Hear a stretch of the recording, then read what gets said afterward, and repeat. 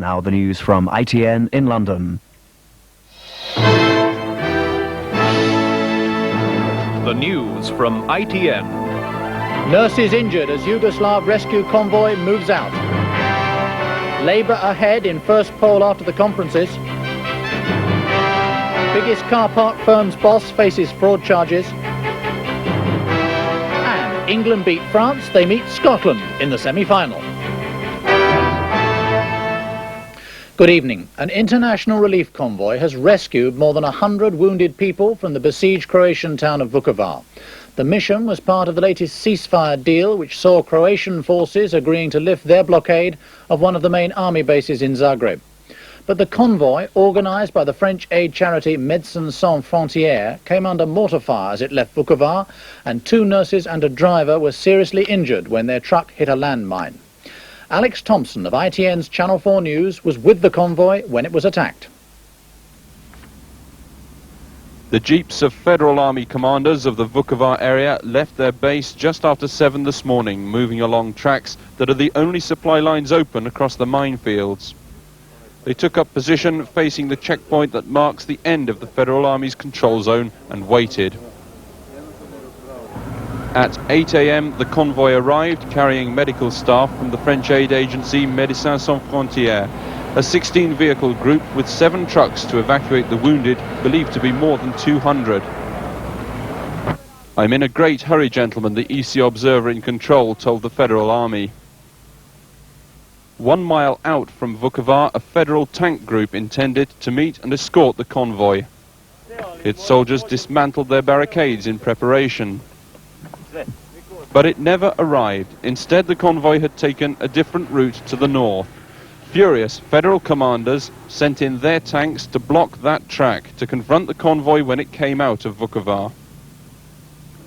Across the fields, the smoke of an artillery strike on the town, proof that the ceasefire did not hold up today.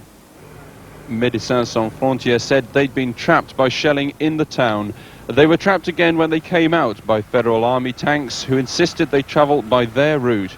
So the convoy bounced over the fields. It could only have increased the pain of the 109 injured civilians on board these trucks.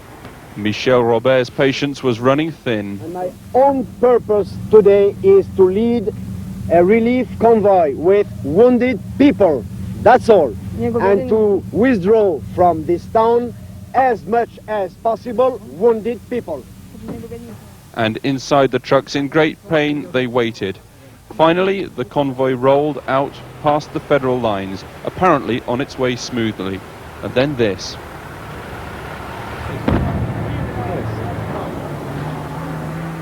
An explosion near to the front of the convoy. A truck full of injured people had hit a mine between the Federal and Croatian lines. The driver and 2 members of the aid team were blown clear of the cab. Doctors attended to them where they'd fallen. Next to the truck, another mine lay, hampering rescuers. Both sides call this a dirty war, and what more compelling image of that could there be than 3 people in a humanitarian convoy blown up by a mine on their way out of Vukovar. The agonizing process began of moving those already injured out of their wrecked evacuation truck. Nobody was killed in the blast, and this evening was allowed to leave the Croatian capital Zagreb. The Federal troops have spent the last 5 weeks under siege at their base. But today the Croatian forces who encircled the Barangaj barracks allowed their enemy to go free. As the Serbian-led army moved out, the Croatians moved in. The flag of the breakaway republic hung from the barrack gates, while the emblem of the former occupiers was shown little respect. But just like the medical convoy, the Federal Army evacuation was to run into trouble.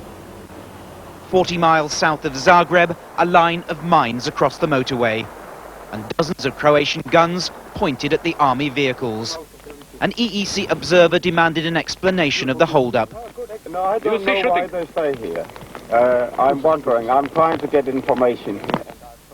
It's not clear why the army evacuation was halted, but tonight EEC observers say the convoy has been allowed to resume its journey. Meanwhile, the 10th ceasefire agreed by leaders of Serbia and Croatia has already been violated. Some of the fiercest fighting has again been reported around the historic city of Dubrovnik. Troops from the Serbian-led Federal Army seen here using rockets to attack a Croatian machine gun position on the outskirts of the city. Paul Davis, ITN, Croatia. Here, a poll to be published in tomorrow's Observer gives Labour a 7-point lead over the Conservatives. The Harris poll puts Labour on 46%, the Conservatives on 39%, and the Liberal Democrats on 12%. In a similar poll last month, Labour was only 1 point ahead. This is the first poll to be done after the dust of the conference season has settled. No one puts too much weight on a single survey, but this seems to show that Labour's solid lead comes from increased pessimism about family finances and continuing doubts over health. We had a flurry of this in the summer where health came forward and Labour rose in the polls. Doubtless this will be bad news for the Conservatives who had hoped to turn that round, but still the verdict appears to be national health high in the charts and Labour benefits. Labour say they're not surprised at their lead. After the summer lull, when the Tories tried to deflect attention from the real areas of political concern, we are back talking about what matters to the British people, and what matters to the British people ends up with a Labour lead. The Tories aren't giving up on health. Next week, William Waldegrave opens a Commons debate on it. On the polls, the government believes the underlying trend is still level pegging between the parties. If I look forward to next spring or next summer, I'm pretty calm about what we have to do. A lot of work to do, not complacent, but I don't think that one poll should make anybody too depressed. The Liberal Democrat support is being squeezed, and they're now pinning hopes on the coming by-elections. Traditionally, we do better in by-elections than national polls suggest, and these by-elections, we think, have got considerable potential for us to put on support. The message for the government from this poll appears to be that Labour is still winning the argument on health. Also, many voters don't seem to believe that the recession is coming to an end yet. But this is just one poll at the beginning of a long winter of campaigning, with no clear long-term lead for either party. Joe Andrews, ITN, Westminster. The chief executive of National Car Parks, the largest car park company in Europe, has been charged with conspiracy to defraud a rival firm, Europarks Limited. Gordon Layton was accused following allegations of industrial espionage. Gordon Layton, the chief executive of National Car Parks, is accused of what amounts to industrial espionage. The company he runs operates 600 car parks in Britain, controlling about 70% of the market. It's alleged that the rival company, Europarks, was the target of the espionage operation. The other accused are former Army officer Jane Marriott, said to be a former employee of Europarks, and Simon Hewitt, who was described in court as a serving member of the military. The three stood in the dock as the clerk to the court told them they were jointly charged with conspiracy to defraud Europarks UK Limited by obtaining information and documents which could be of commercial value to national car parks. Hewitt and Marriott were further charged with dishonestly helping Marriott obtain a job with Europarks UK by falsifying her previous employment record. All three were given unconditional bail. A lawyer for NCP and their chief executive made a brief statement. The board remain confident that he will be exonerated from the charge brought against him and he remains our chief executive. The three will appear in court again on Friday, December the 13th. Harry Smith, ITN, Uxbridge Magistrates Court. The American Secretary of State James Baker is in Spain to make final arrangements for the Middle East Peace Conference due to open at the end of the month. Meanwhile, the wife of American hostage Jesse Turner is preparing to visit him in Lebanon with their daughter, who he's never seen. It follows an invitation from his captors, the Islamic Jihad for the Liberation of Palestine. The group released a photograph of Mr. Turner. He's shown on the left, alongside fellow American hostage Alan Steen. Mr. Turner's wife, Bada, said she was shocked and delighted by the invitation. I feel excited and hopefully I can see him in a good health and he can see his daughter. Now, with the day's sports news, here is Richard Buff. Well, England and Scotland are heading for what will be a fiercely contested Rugby World Cup semi-final at Murrayfield next Saturday. Scotland overcame the tournament's surprise team, Western Samoa, 28-6 in their quarter-final. And across the Channel, 50,000 French voices made it a nerve-wracking match with England sealing their 1910 victory in the last 6 minutes of the game. In the dressing room, Brian Moore prepared for the battle ahead as Captain Will Carling got his team ready for their biggest test yet. The World Cup had finally reached the point of no return, and after 4 minutes, Nigel Heslop was to discover what it meant to reach the knockout stage. Serge Blanco was at the heart of the mugging. The referee let him off with just a caution. But England got their revenge on the scoreboard. Jeremy Guscott's break wrecked the French line, and Rory Underwood dived in for the score. The replay showing how John Webb could just as easily have made it to the line.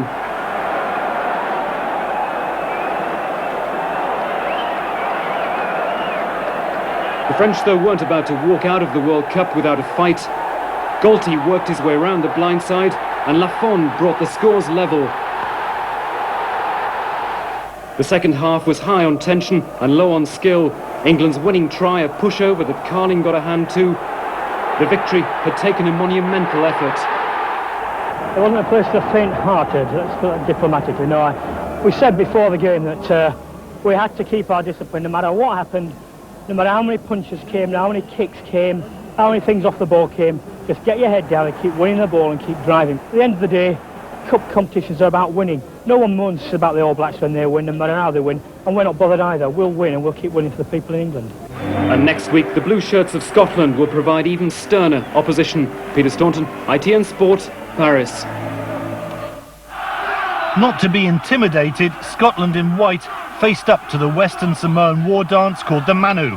And from the start, the Scottish forwards pounded the tough Samoan defence. Having forged their rugby in New Zealand, the Samoans have proved ferocious tacklers. It took a chip over the top to cause confusion. Stanger scooping the first try.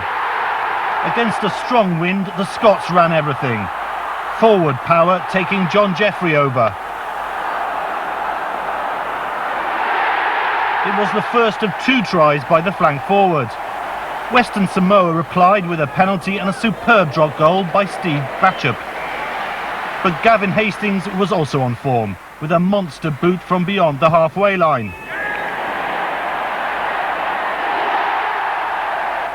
Western Samoa stormed back. They've brought so much excitement to the World Cup and are now a recognised force in rugby, but they were finally buried by Scotland today. The Samoans enjoyed a popular lap of honour, while Scotland can enjoy changing back into their national colours for the clash with England.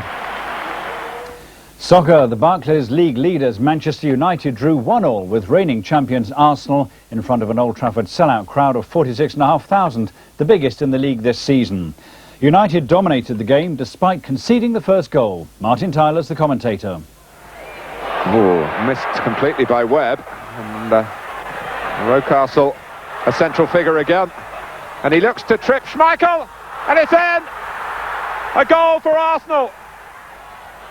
Giggs, Robson, and Bruce, I think, got the final touch. Steve Bruce, 1-1 it is. Leeds closed the gap on United to 2 points with a 4-2 victory away to Notts County. And Manchester City go above Arsenal after beating Spurs 1-0 at White Hart Lane. Rangers have taken over at the top of the Scottish Premier Division from Hearts after beating them 2-0 at Ibrox. Ali McCoist opened the scoring for Rangers. McCoist, though, also missed a penalty. So Rangers and Hearts swap places ahead of Aberdeen and Hibernian, who both played out goalless draws against Dunfermline and Motherwell, respectively. Nigel Mansell is in 3rd place on the grid for tomorrow's Japanese Grand Prix, behind the defending champion Ayrton Senna and Gerhard Berger. Berger, who's Senna's McLaren teammate, took pole position after setting a new qualifying record for the Suzuka track in today's final practice session. Mansell needs to win tomorrow's race to keep his slim championship hopes alive, provided Senna finishes in 3rd or a lower position. And that's all from us at ITN this evening. Goodbye.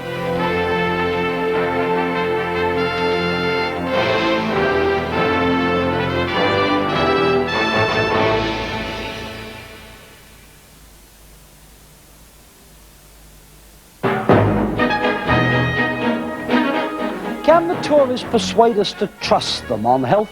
I'll be interviewing William Walgrave, the Health Secretary, on Sunday at 11:45 on ITV.